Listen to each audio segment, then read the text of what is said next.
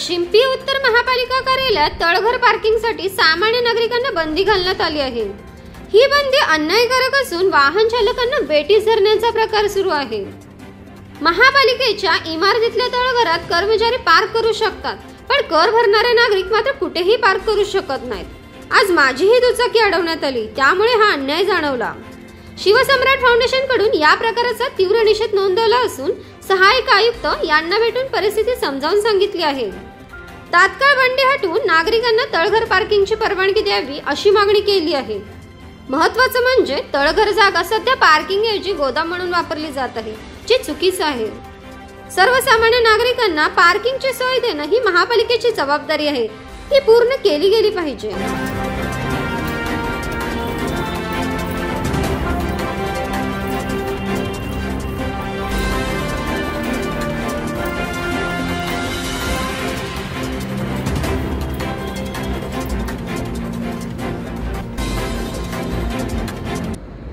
अशीच अपडेट पाहत रहा शिवकन्या न्यूजवर। बातमी विश्वात सतत खबरदार आणि जागरूक राहण्यासाठी चॅनलला सबस्क्राइब करा।